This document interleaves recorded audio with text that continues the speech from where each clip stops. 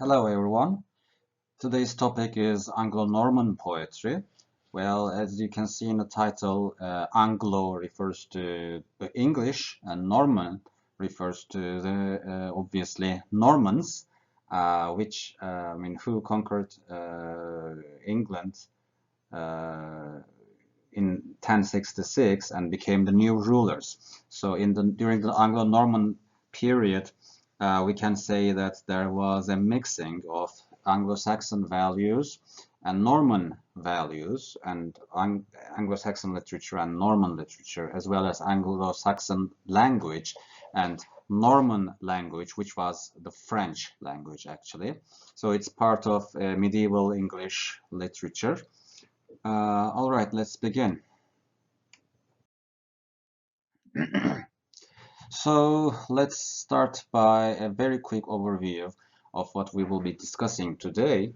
So the main event that we will be talking about in this topic is the Norman conquest, which happened in 1066. Well, Normans are from Normandy, which is a place in France, and which is close to England. But Normans are actually a tribe, a group of people who are from Scandinavia. That's why they are named. Norman actually means Northmen, so the people from the north. Just remember that Anglo-Saxons were also from Scandinavia as well. So this Norman conquest, just like the Anglo-Saxons came from Scandinavia and conquered England, conquered Britain, the Normans also came from Scandinavia and then settled in Normandy, France, and then they came to Britain. Well, the people and society. So we will be discussing the feudal system. I'm sure you are familiar with this word, feudal. The feudal system is a kind of a system which depends mostly on agriculture instead of Anglo-Saxon economy, which was generally based on looting and war. Remember Beowulf? In works like Beowulf, we learned that a good king is a generous king. I mean, with wars, with looting, they acquired the treasure and they gave it out to their men. So religion, in terms of religious aspects, we will see here that like rest of Europe, there is we have the Catholic Church, who is the dominant force. So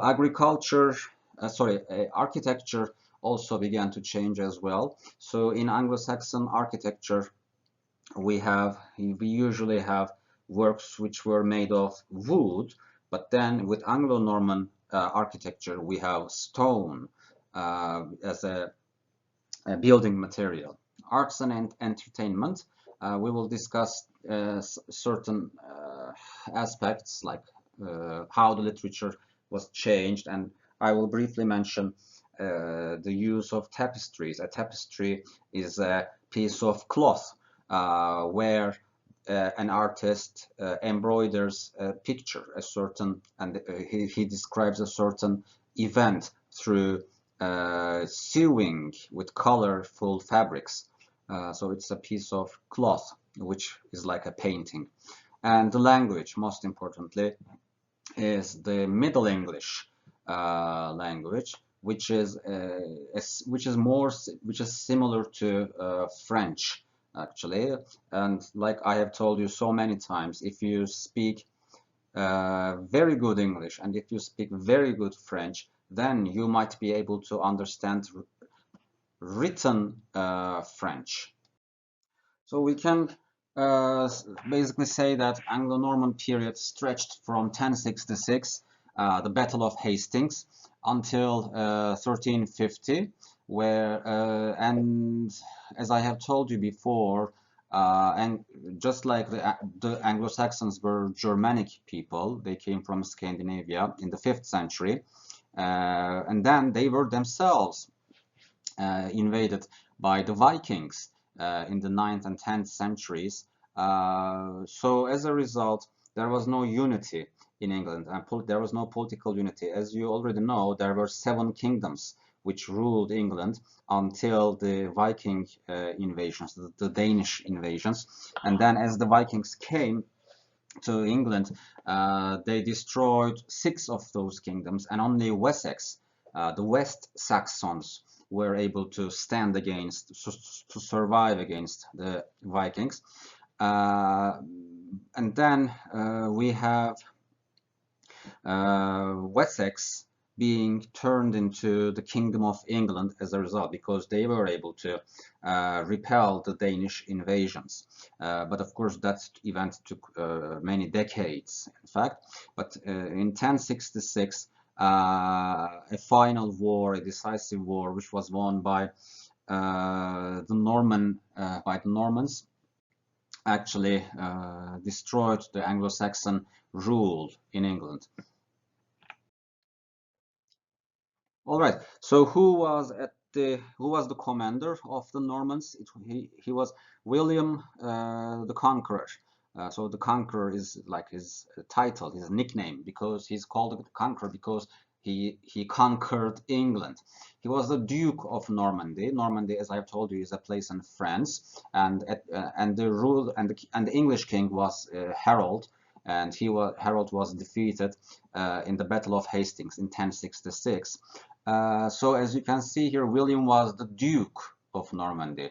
So a duke is one level lower than a king. Okay, so when Duke William defeated the Anglo-Saxons, he became the King William, King William of England. So the Normans were successful, so they were victorious, but they still had their lands in France as well. So now it was an interesting situation because the King of England was not English. The King of England did not speak English. He did not speak Anglo-Saxon language. But the people in England were, of course, Anglo-Saxons. So the commoners were Anglo-Saxons, and they spoke the English language.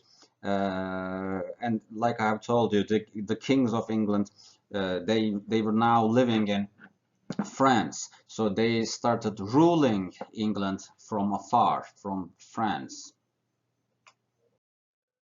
So let's talk about the feudal system. So feudal system is about land ownership. So who owns the land? Who pays taxes to whom? So when William the Conqueror conquered England, he removed the Anglo-Saxon lords, and instead he installed Norman lords. So the people who fought for him during the Battle of Hastings became the new lords, the lesser lords, like dukes, okay, or earls of England. And the land, the whole England, I mean, the king gave you this part of land, but you were not the owner. The king was the owner, but you stayed on this part of land that the king gave you, and you had your own commoners, you had your own farmers, and they worked on the field, and they produced the food, and they paid you taxes, and in return you paid taxes to the king as a lord, as a duke, as an earl, whatever your rank was. And you also had to send and train and send some soldiers to your king when your king was at war. So you basically paid rent for the land that you occupied. So the basic, so most people lived on the manor. Habitation, that type of habitation was called the manor. A manor was a small society, a small community where you had a castle where the lord lived, and where there was also a church, a village, and in the surrounding areas there was the farmland where the farmers worked. So the main, I mean, economy mainly at first stages of England's economy, of Norman England's economy, let's say, it depended on farming, on agriculture. But then it shifted to animal husbandry. Okay, so people began herding sheep for their wool, and they began selling them and earning money and paying some of this money as tax to the Lord, and the Lord paid taxes to the king. And then when we come to, for example, the age of Chaucer, for example, as we can see, as we remember from the Canterbury Tales, we had certain other types of occupations as well, like merchants, okay, or tradesmen, things like that. But basically, at its core, in the feudal system, in the medieval ages, there were basically three main social classes. They were the nobility. I mean, the nobility is the king and his family, and the dukes and the other lords, like earls or counts, and these were the nobility. I mean, nobility passed from your father to you by blood. And the other social class was the clergy. Clergy was were the members of the church, okay, the priests. And then we had the commoners, who were the most populous group. I mean, most of the society belonged to this class, and they were the farmers. Okay, but then, as I have told you, there were some groups of people who did not fit into these three groups, like the merchants or the tradesmen, like blacksmiths, for example, shoemakers, whatever. All right. So when William the Conqueror conquered England, as I have told you, he replaced the lords. He replaced the Anglo-Saxon lords and then installed Norman lords. And the normal Anglo-Saxon people became the property. The Anglo-Saxon people, the commoners, became the property of these Norman lords. And there was a great division between the rulers and the people who were ruled, because they had different cultures. As Anglo-Saxon people had Anglo-Saxon culture, and they spoke in Anglo-Saxon language.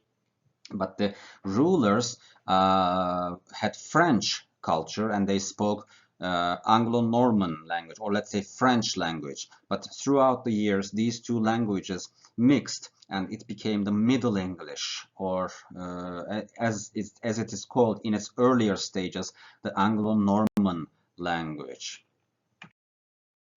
So, so how did William the Conqueror manage to do all these difficult things? So he ordered his men to, he sent his men to all corners of England, and he ordered them to visit every town, every village, and he asked them to write down all properties everywhere. Okay, like this village has this many soldiers. This village has this many animals. This village has this many farmers. This village has this many clergymen. Okay, so and he compiled all these things in a book, and this book was called the Doomsday Book. So the name Doomsday actually refers to the judgment day, the end of the world. So it's like when the judgment day arrives, God is going to make an account of everything, of everyone that in the world. So God knows about everything, right? And just like God knows about everything, William wanted to know about everything in his country. So that was called, that's why this book was called the Doomsday Book. So when he had this book, he had a record of everything that he owned, and nobody could steal, for example, anything from him. So let's talk about the church. So the Catholic Church was, of course, as in the rest of Western Europe, the dominant force in terms of faith in England as well. Well, not much changed in this respect. I mean, because Anglo-Saxons were also Catholics, and they were also subjected to the Roman Catholicism, and they were subjected to the rule of the Pope as well. And the Normans were also Catholic as well, so not much actually changed in this respect. But the thing about the Catholic Church was that the Catholic Church was also the churches generally were the center of education, and they preserved they preserved art. They kept art safe, and they also produced and reproduced art. Okay, so churches, monasteries were the centers of learning, education, and the collection and preservation of art. Architecture. So the feudal system actually brought prosperity, richness to the English people, to England, and therefore, while you did not see so many large, impressive churches during the Anglo-Saxon period, now people began using stones, and people began building a lot of large churches, and very large churches are called cathedrals. So people started building cathedrals in England. Here in the background, you see the York Minster Cathedral, these cathedrals actually took a lot of time to make. And in case of York Minster Cathedral, for example, as you can see, it took 400 years to complete. Okay, so it was very slow work. So in order to build those cathedrals, these impressive buildings, castles and cathedrals, let's say, not only churches but also castles and cathedrals, you needed skilled people. I mean, people skilled in building, who knew what they were doing when they were building something in this magnitude. So therefore, guilds were formed. So a guild is a collection of people who do the same job, like a guild of carpenters, a guild of stonemasons, a guild of blacksmiths, a guild of iron workers, things like that. Okay, so you needed these guilds so that the workers, or the workers, will be more professional. And these guilds, those people in those guilds, these artisans, as they were called, artisans, they became the fourth social class during the Middle Ages, next to nobility, clergy, commoners. These people, the artisans or craftsmen, became the fourth social class. All right, so this is not really important, but so as you can see here in this picture on the left, you see a mead hall, which was made of wood, of course, and with which you are familiar from Anglo-Saxon epics like Beowulf. So this is a mead hall where the king lived. But the Anglo-Normans did not build mead halls, and they did not use wood. Instead, they used stone, and they built castles instead of mead halls. All right, so let's talk about Anglo-Norman art and Anglo-Norman literature. So Anglo-Norman art during the Middle Ages, I mean, Anglo-Norman people were quite artistic. That's because they were richer, and they also came from a different geography. As you remember, the Anglo-Saxons, like they hated nature. They didn't like nature because nature, nature symbolized for them the dangers. For example, if you remember the elegies that we recently talked about, they didn't like the sea, they didn't like being alone. But Anglo-Normans with the arrival of the Anglo-Normans, such topics like nature began to symbolize positive things. They also introduced new types of art in England as well. For example, they created beautiful tapestries. As I have told you, tapestries are a tapestry is a piece of cloth where the artist has created something like a painting on the cloth. And I'm going to show you an example. Monks at this age began to illustrate the pages of books. And here, for example, on this slide, you can see an example. Also, some new forms such as ballads and romances were introduced to Norman literature, to English literature.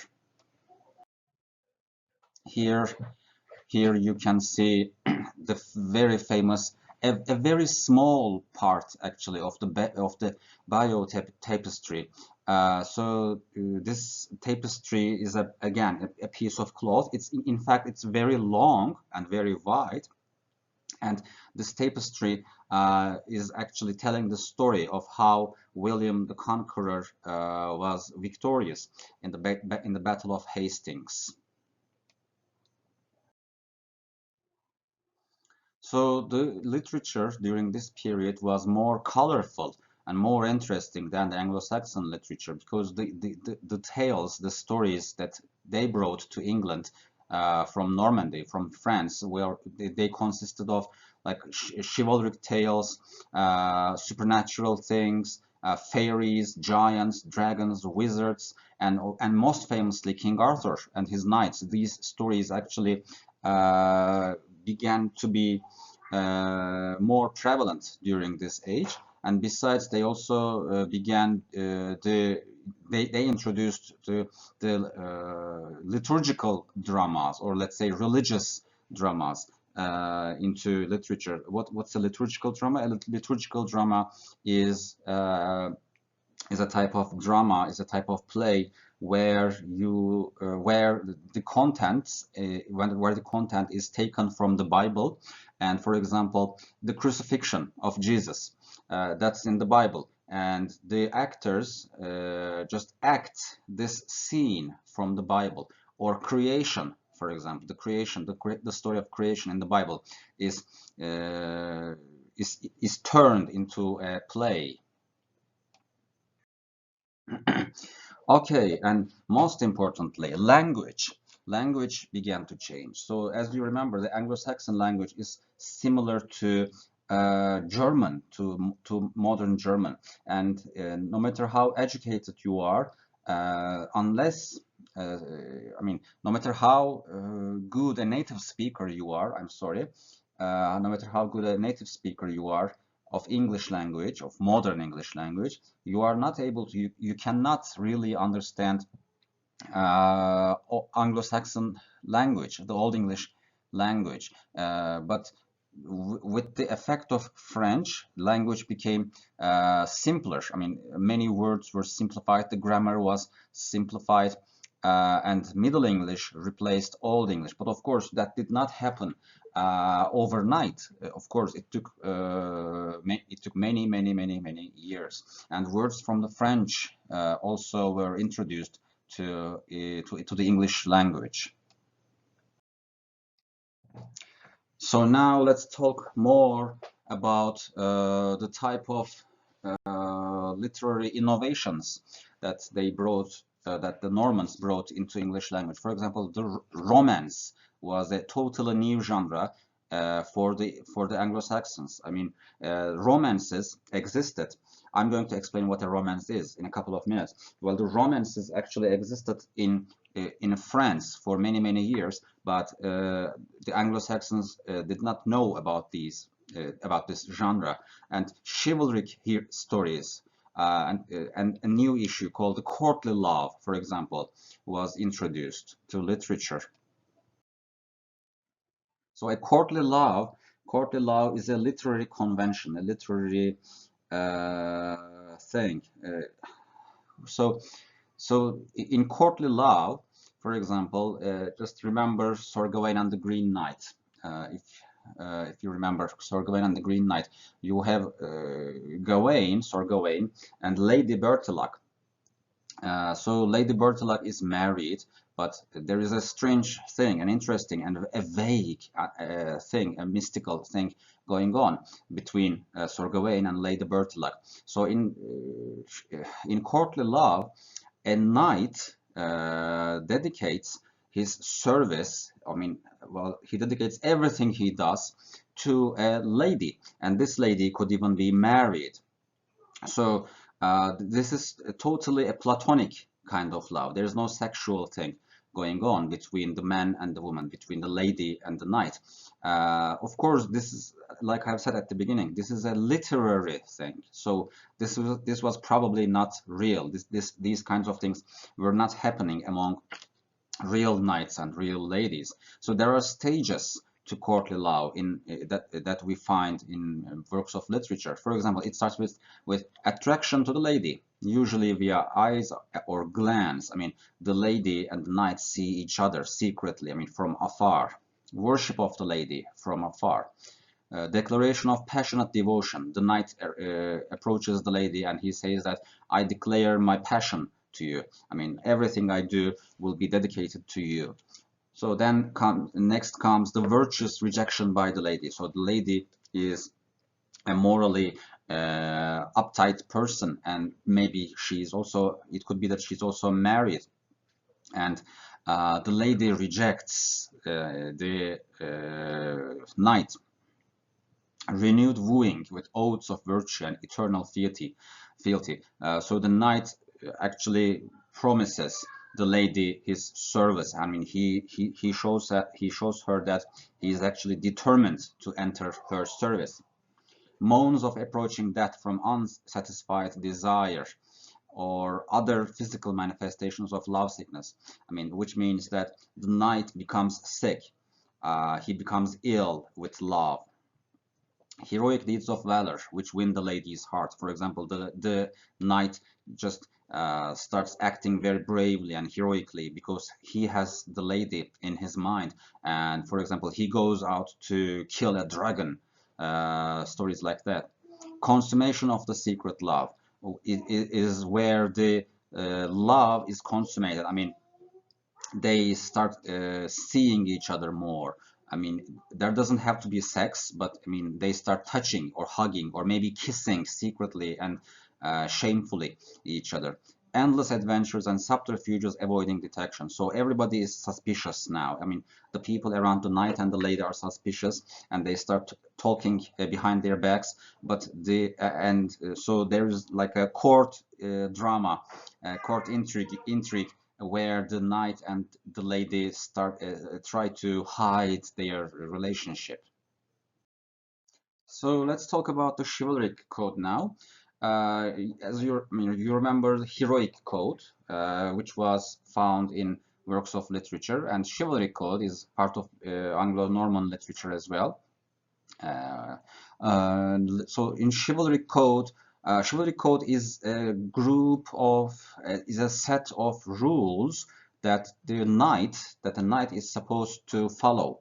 So what are these rules? For example, he must fight fairly.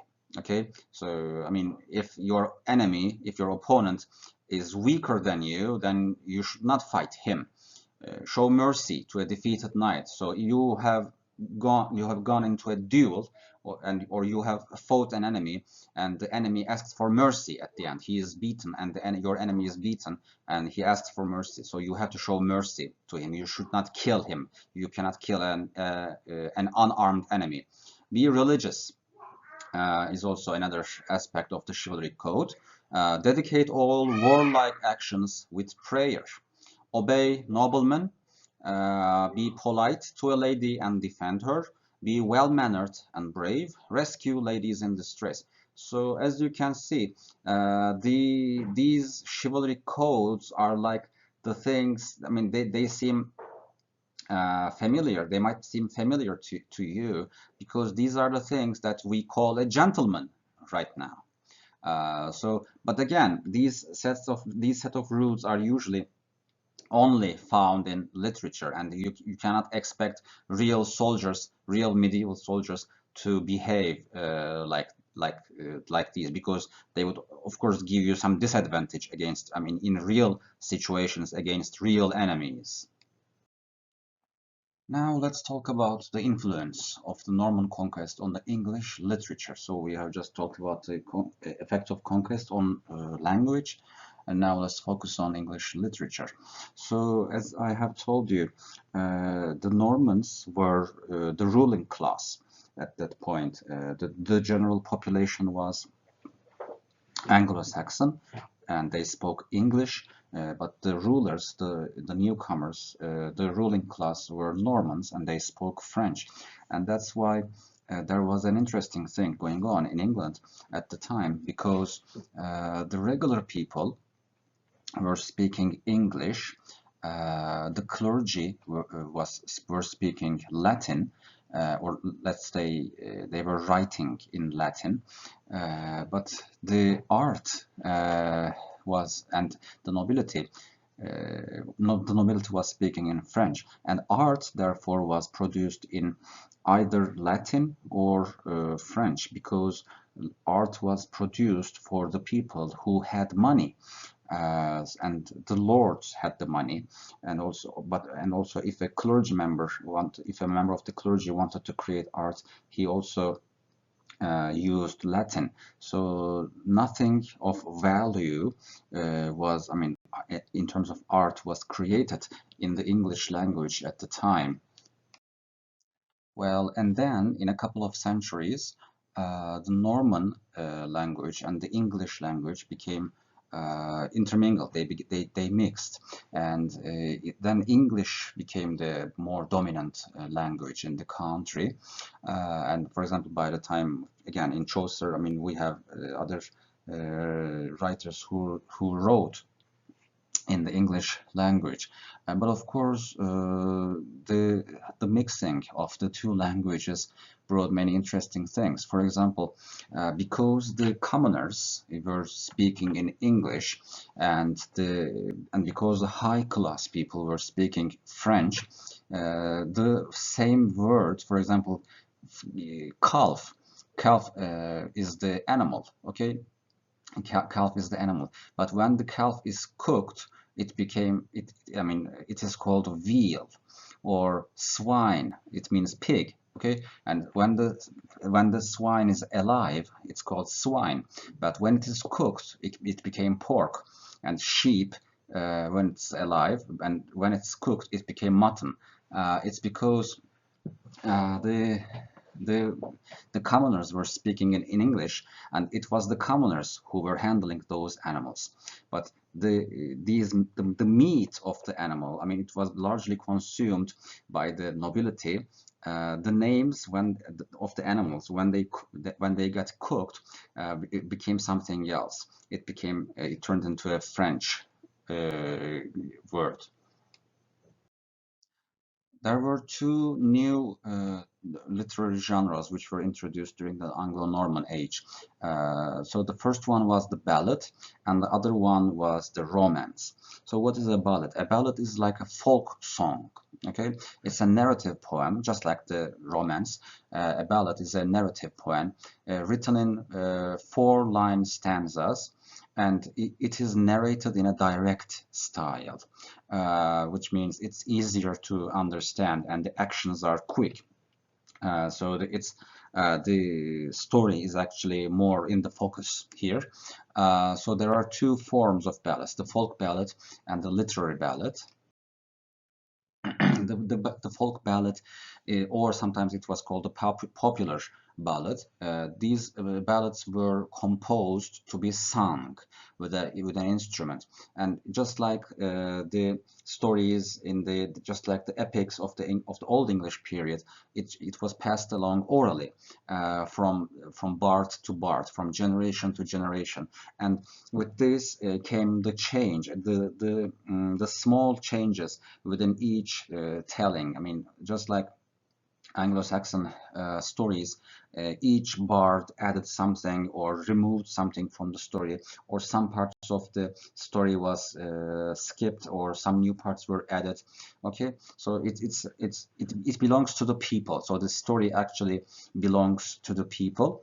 And the other type of ballad was the literary ballad.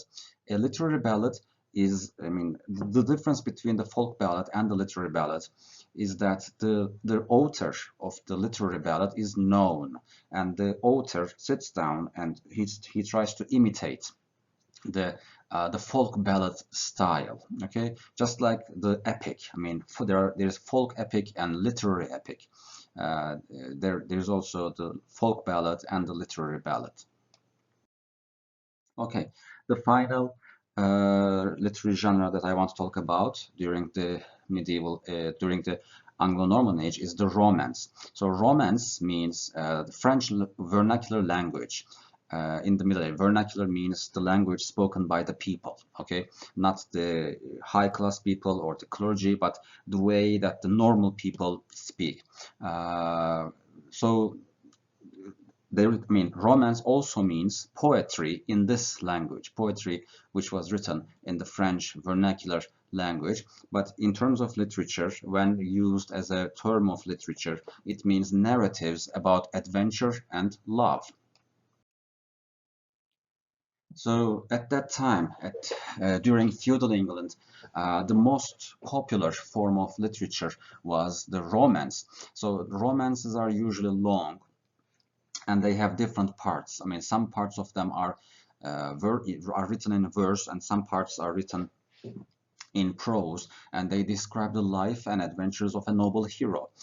So this hero is usually a knight or somebody from a noble birth. Okay, and there is also, I mean, there's an adventure going on in these kinds of stories. So this knight sets out on a journey. He accepts a quest, or he accepts a challenge. For example, Sir Gawain and the Green Knight is one of the most famous examples of romance during this period. So in these kinds of stories, the hero sets on a journey, like I've said, and the main focus is on the is on the action, because it's a narrative poem. It's not like a sonnet, for example. It's not like a poem about your feelings. It's about actions. There's a story. There's an interesting story going on. So this is basically it. This is what I wanted to talk about in this topic. And after that, we will be talking about some specific examples from the Anglo-Norman literature, or let's say Middle English literature. Okay, thanks for listening.